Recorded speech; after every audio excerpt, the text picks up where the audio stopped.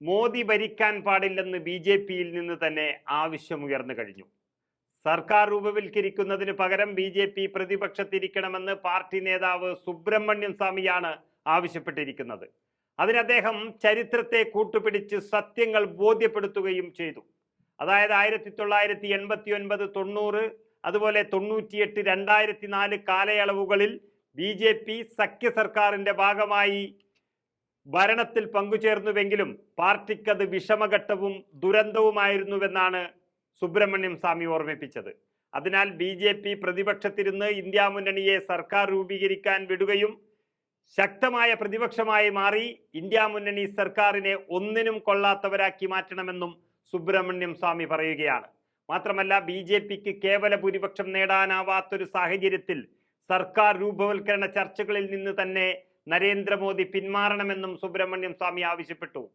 ആത്മാഭിമാനമുള്ളൊരു നേതാവ് അധികാരത്തിൽ നിന്ന് വലിച്ചു താഴെയിടാൻ കാത്തുനിൽക്കാതെ പിന്മാറണമെന്നും അദ്ദേഹം മോദിയെ ഓർമ്മിപ്പിച്ചു. നരേന്ദ്രമോദിയുടെ നേതൃത്വത്തിലുള്ള NDA സർക്കാർ ഈ ഞായറാഴ്ച സത്യപ്രതിജ്ഞ ചെയ്ത് അധികാരമേൽക്കുമെന്ന് റിപ്പോർട്ടുകൾ വന്നതിന് ശേഷവും സ്വാമി ഇങ്ങനെ മുന്നറിയിപ്പ് നൽകിക്കൊണ്ടേയിരിക്കുന്നു.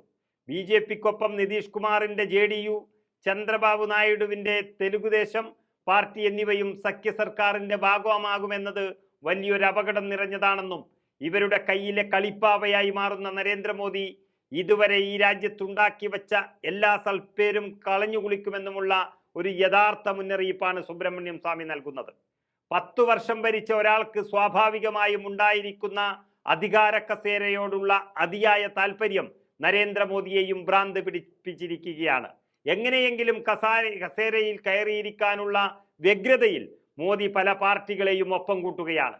പക്ഷെ അത് വലിയ അപകടത്തിലേക്ക് എത്തുമെന്നതിന് പാർട്ടി തന്നെയായിരിക്കും എന്ന യാഥാർത്ഥ്യമാണ് മോദിക്ക് സ്വാമി പറഞ്ഞു കൊടുക്കുന്നത്. ഏതായാലും അധികാരത്തിൽ അള്ളിപ്പിടിച്ചിരിക്കുന്നത് നരേന്ദ്രമോദിക്ക് വ്യക്തിപരമായി ലാഭമാണെങ്കിലും പാർട്ടിയുടെ ഭാവിക്ക് അത് വലിയ തിരിച്ചടിയായിരിക്കുമെന്ന് പാർട്ടി തന്നെ തിരിച്ചറിയുകയാണ്.